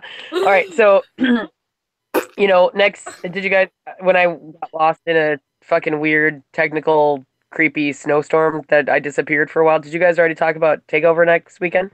Well, hold on real quick. So we're first gonna of all, anytime someone disappears off the podcast for a second and call, it's something that Stephen Hawking, the late Stephen Hawking, designated as. He actually came up with something. It has to do with quantum entanglement and stuff like that. It's called Enzo's glory hole. So when you disappeared into Enzo's glory hole, we were chatting about, I want to talk about TakeOver and Money in the Bank, but not till next week because that'll be the go home week for those shows. But you can still talk about it. But Takeover Money in the Bank, I'll reserve the preview for next week. Well, that's fine. The reason why I was asking is because to kick off the Takeover Money in the Bank week, I think the best thing you could possibly do is not only tune in next Thursday, which is June the 14th, because the one and only Andy Two Juice Long, he's referee for all of indie wrestling in Chicago and beyond. He is going to be one of our first guests because, he's slated to be on the show with us next week. Holy shit! I gotta fucking prepare. Yeah, so he's gonna fucking count to 2 a lot, and we're gonna see if weird shit's gonna happen. But also, the very next day, you could kick off the weekend at Freelance versus the World. It's our 4-year anniversary of Freelance, and it's gonna be at the Logan Square Auditorium. $20 for admission. Like GA is where it's at. That's where all the crew holla's at. And it's a sick card. We have Isaias Velasquez is taking on Darren Corbin for the Freelance World title. Darren Corbin currently holds the title.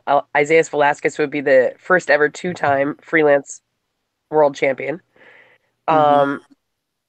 Defending the Freelance Underground Championship is Craig Mitchell, who's returning from injury, so I'm excited to see him again. And he is going to be taking on none other than PCO. Yep, the fucking Quebecer is going to be at Freelance next Friday. Pierre. Quebecer Pierre is going to be there Friday. 4-Star Heroes have an open challenge for their tag titles. There's going to be hella grudge matches all night, including Stevie Fierce versus Peter Avalon, Ethan Page versus Eric Cannon, and the one that is like a super big deal in Chicago, in my opinion, GPA versus Kylie Ray. That's going to be sick. That'll be cool. I like her. Yeah, she's a boss-ass bee, and they had they used to be like besties, and they had a really rough breakup, and so, yeah, it's going to be intense. And then also the N-words are going to be taking on the Carnies. Oh, what? Holly Lane versus... Yes. I really like those guys. I feel odd saying their names, but they're amazing. Yeah. So... You talking about Los Ice Creams again? No, the N-words. Yeah. There's really a group called the N-word. Yeah. Yes, there is, Patrick. You can YouTube them. Yeah. And they're white, which is Shiver the me worst part. timbers. What the fuck? They're not They are not white. I don't know what Simon is talking about. I was about to And say they wear that- Confederate flag outfits. It's really messed up. the Absolutely N-word. not. They are straight out of Compton, and they do weigh in at 187 deuce. Wow. Ridiculous. Yeah. I'm gonna have to look into the N-words. Oh yeah, dude, they're rad. A jizzle. And then we got a ladies match 3-way dance. It's Holly Lane versus Shotzi Blackheart and Kaharu Hinata. And then of course, I believe starting out the night is going to be an 8-man scramble. So many excellent local wrestlers and indie wrestlers from all over, like the Diamond Tiger, Kobe Durst coming in from Canada, Airwolf, Kevin Wu, the aforementioned Eye Candy Elliott, who's fantastic, Jake Parnell, Kikutaru is going to be there, Kenny Sutra, and Robert Anthony, who we'll see how that works out. We'll see how that works out. These look like some really angry N-words. Oh. I'm looking at the A Jizzle and B Rice. Mm-hmm. Yeah, your ice and ages. I'm gonna have to check them out, man. I'm a little skeptical, but I'm gonna check them out. Yeah, no, they're awesome, and they're taking on the Carnies, so what could be better? Yeah, A Jizzle and B Rice. Yep. Yeah. It's gonna be good, and I'm gonna be I guess my official title now with Freelance is the backstage correspondent. So don't be surprised if you see some footage floating around of me talking to some of the guys. On Last show that we had. Yeah. Yes. Last show that we had. Thank you. Kind of got intense when Robert Anthony took on the bass god Gringo Loco, and I had to interview Robert Anthony in the back afterwards, and it got really intense. So we'll see. We'll see what's going to happen. It's going to be interesting. Yeah, I'm really stoked about the whole night. It is next Friday, a week from tomorrow, at Logan Square Auditorium. It is June the 15th. Start your takeover weekend out right and see some fucking homegrown indie wrestling, man. All right, I'm with it. I'm definitely like, these guys gonna have. I'm going to listen to. Well, not listen to. It's not like they're fucking rappers, but I'm going to check out some footage of them tonight, and I will let you guys know in the chat like what I thought. Like, I'm really I'm into it because I do have a membership to Powerbomb TV. I believe it's only $7.99 a month. Might be $9.99, just like the other evil corporation. But yeah, if you want to check out local hot indie wrestling, you can check that out on powerbomb.tv. And yeah, that's just a little plug for me. I know they like this. Yeah, that's a little plug. I believe that there's actually a freelance promo code. So if you just type freelance into the promo code area, it should give you, I think the first 20 days are free, but it also shows Powerbomb TV that you support freelance. So please, please, please do, because freelance is home. Oh, I'm gonna do that then. What the fuck? What happens if I type promo code Val? You'll have to talk to them about that. I'm not sure. But by all means, you can always say, get Val back on Powerbomb TV. I'm into that too. Well, if we all tweet that, like we want a Val Capone promo code. Well, how many tweets would it take for them to do that? Yeah, how many retweets would it take to get a Val Capone promo code? I don't know. But yes, freelance. Use the freelance one because it will help the people that put on phenomenal indie wrestling here. Yes, indeed. Yes, indeed. I am with it. Pat, I think you're finally coming down from the cosmos and are safely landing on solid Earth. Yes, I am. But as soon as flat Earth. On flat Earth, yeah. As soon as on Enzo's sensual penis. Let me ask you guys. I don't know what to ask. Is flat Earth a thing or what? What? Of course it is. I don't believe it, but I want to believe. I want to believe. It's so weird and interesting that I want to believe that that's going on. Oh, Australia is a myth. Australia's a myth. It doesn't exist. Doesn't exist. Gravity. What is gravity? Gravity doesn't exist. Tennille Dashwood is from New Zealand, not Australia. I'm learning something new every day. Pat, have you had a flat Earth conversation while high? Me? Yeah. No, I talk about smoking the Earth. That's about it.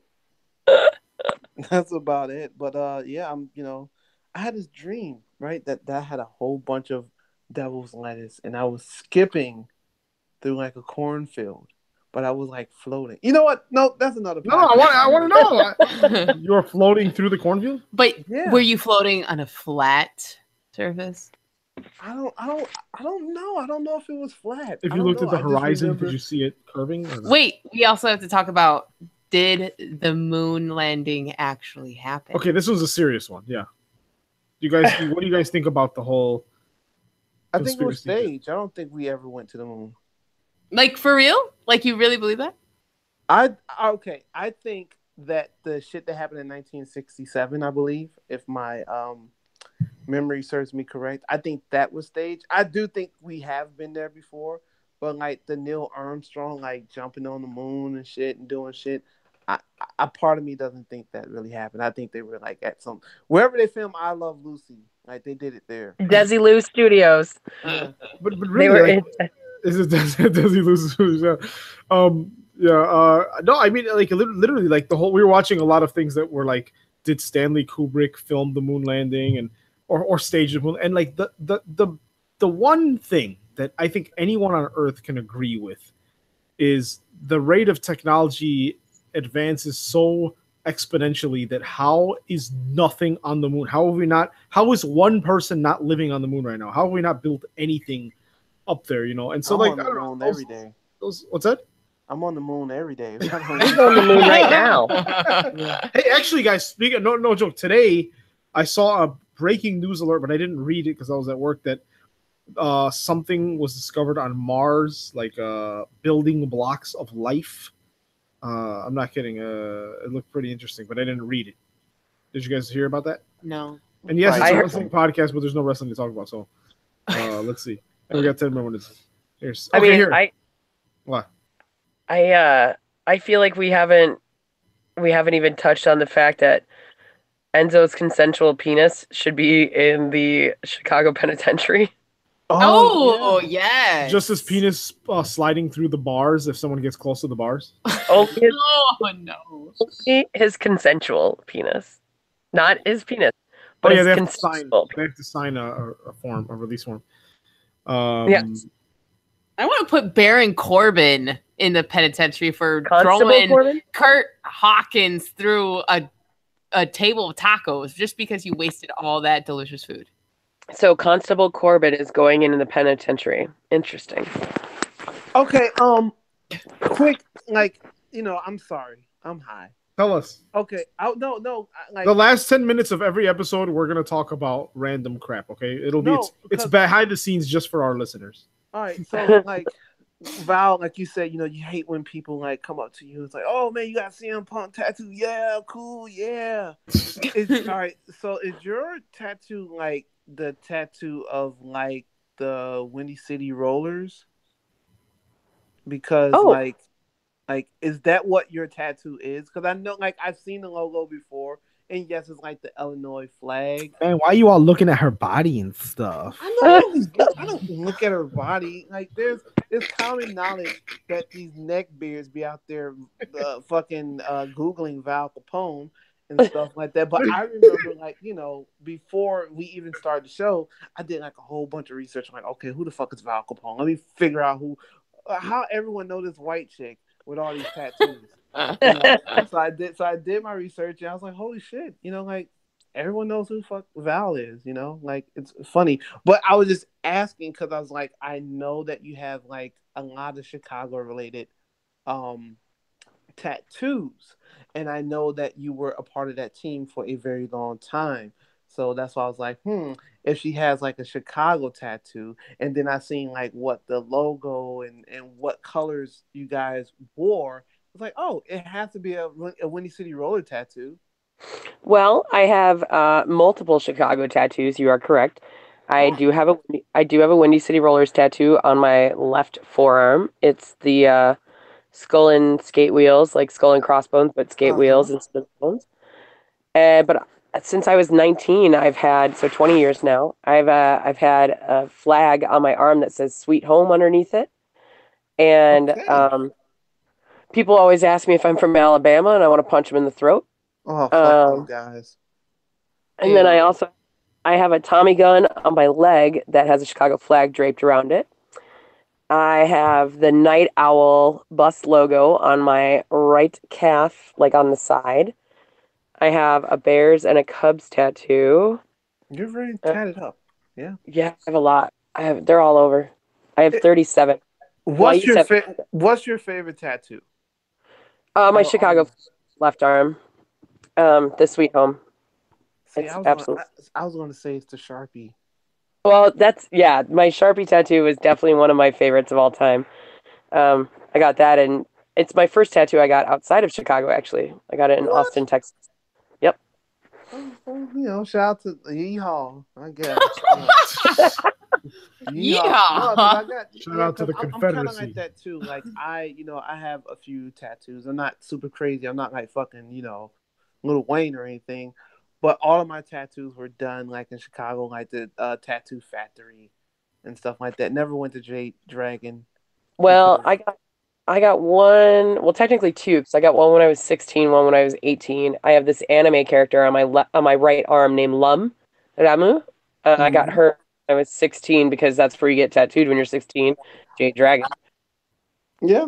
See. All right. I know we're talking about tattoos and shit, and I'm kind of high or whatever, but I hate it like when because I was one of those young and dumb and full of guys going into the tattoo factory or whatever. Like when I was young, I don't know. I don't want to tell people how old I am. I'm not really old. I'm kind of old, but not old. But anywho, and You're younger than me. You're fine. and like normally when you go up in there, you have no idea of what you want.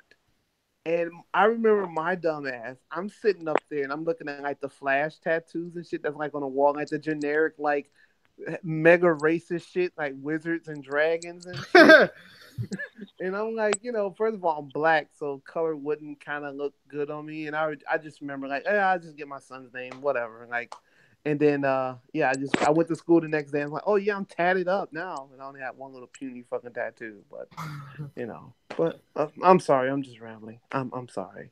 Fuck Enzo Amore. Why are there pictures of Enzo in our chat group, guys? I'm a little disturbed by this. Speaking of the chat group on YouTube, our mystery viewer said the Earth is more flat than Stacy Keebler's chest. Damn. And then he said that. Then they said that's wrestling related. And then the next one is, do you think that Hornswoggle shot JFK? I'm pretty sure. A fat neck beard that gets no pussy ever. None. No, not even a sniff of it. Because he's old enough to know these people. He's old enough to know Stacy Keibler and fucking Hornswoggle. So he has to be in his 20s.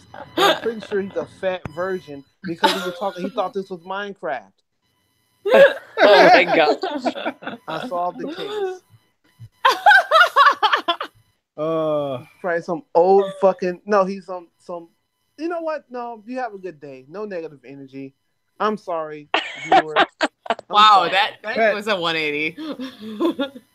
Yeah, absolutely. Pat, so what are your final words for all the fat neckbeard writers in the WWE writing staff? What is your message to all the people that would say such a travesty about Stacy Keibler? What do you think about just all the the worst parts of the wrestling community to send us home? Look. I'm not going to blame any WWE writers at the moment because I got a friend there, yeah, and I told him if some shit was disgusting or stupid, I will tell him, hey, I told him from now on, I'm not saying blame Road Dogg anymore. I'm just going to blame him for everything. But I guess for all the neckbeards that's out there, and I know there's quite a few that listen to us because our numbers have been going up, so I'm assuming they're just fat fucking white dudes with Cheeto. Wait, no, we want the numbers to keep climbing. So please, they fat really like neckbeard lovers of Al Capone, please subscribe and rate us. I'm not going anywhere because I don't support people of all sizes and colors and heights and weights, and there's pretty much 2 people on the planet right now that I'd like to throat punch, but other than that, I pretty much like everybody. So Val Capone Club is for everyone. Yeah. Capone's Mafia is for everyone. Yeah, and the Patrick Pryor puppy pounds are discontinued until I find a new person to cheer. Oh, Patrick, you saying puppy pound makes my night every time. Okay, wait. So Val, I'm sorry, Pat. So Val, yours for sure would be called the Capone Mafia. Your faction. Oh, absolutely, Capone's Mafia. Pat, I love Patrick Pryor's puppy pound, but I don't know if you genuinely want T-shirts that say that. But if you do, that's great. I had a perfect idea. I was gonna have. I want one. Dog, like a little sad dog with like the big old beady eyes. Like really sad. Like it's gotta be like a basset hound. But he was gonna have on the Shield gear. He was gonna have one. Oh my god. Okay. So then Danielle, what would your faction be? Have you thought about this? I did, and then I forgot about it because of the alcohol. So I'll get back to you on that. Okay. So I'm next week, guys. Okay, episode 18. We are gonna tell you the official details and. Maybe we'll even reveal the logos or designs of our 4 factions. And what we're going to do, and if you guys agree with this, is every week we are going to pick a Twitter follower. And you can, if you are on Twitter, you can just reach out to us and say, I want to be part of this faction. And every week we're going to, add followers to our faction. So you could be the first member of Patrick Pryor's Puppy Pound next week. Just on Twitter at SFOF Podcast, say I want to be part of this, or I want to be part of Danielle's faction or Simon's faction. The bottom of a bottle. That's probably gonna be. Bottom of a bottle. That's gonna be probably my faction right there. Mine most likely is gonna be, because I go by black market everywhere on the interwebs, and so I looked up. I was making a Japanese PSN account to download Japanese games, and I was like, what would the black market be in Japanese? And it was Buraku Maketo. So I might call my group that, but it might be too hard for Neckbeard to pronounce. I'm still trying to figure out how the fuck do you know how to pronounce all these fucking Japanese terms and slangs and shit, and I've known you forever. But, well, so with that said, thank you, Pat. So with that said, guys, thank you everyone for listening. I really appreciate all the Twitter followers. Even somebody was like, hey, no show last week.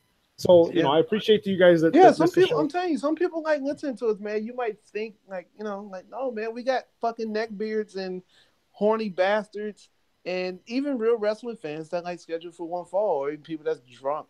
You know, maybe they tune in like, oh shit, those motherfuckers drunk, man.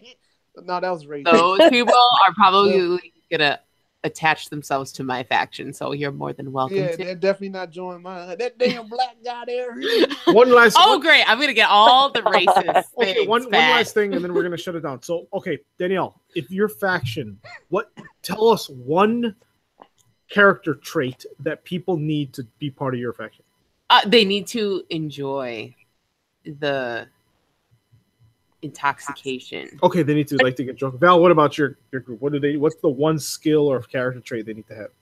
Oh, I mean, if you can open a beer bottle with your teeth, that's cool. But if not, can you crush a cantaloupe with your thighs? Because that's kind of. Oh wait, no, I don't know. That's amazing. I'll show you how. I'll show you how to crush cans with your thighs, Danielle. It'll be good. We call it recycling. Please, yes, I love it. Please show her. I will. You're gonna have like bruises all over your inner thighs for a different reason. Ooh, that's crazy. I'm gonna pray for Simon's head. Pat, remember that one time we were opening very tightly corked 89-year barrel aged whiskey with our sphincters? Whoa! I don't think that's actual. Talk about a butt plug. Yeah, Pat, what do people need? What skill do they need to join the Puppy Pound? That's my time. You said something about the sphincter muscle, and I don't even care what people's. If you want to join the Puppy Pound, you can. Just don't be a fucking neckbeard. Okay, so they have to be what weight? Like under 250? No, because that's pretty much every fucking wrestler. Or you have to have a hairless neck. No, you need to be a fan of Roman Reigns to join. Okay. Yeah. Hey, so wait, why are Roman Reigns and Seth Rollins like BFFs again? And also, when is Dean Ambrose coming back? These are the things I thought about while I was watching Raw. If I were Dean Ambrose, I would not want to come back to that crap. Absolutely. You should go to New Japan and just stop. Just give up on WWE. So, guys, what about you, Simon? What's the criteria to join market? They have Patrick left. He left the show.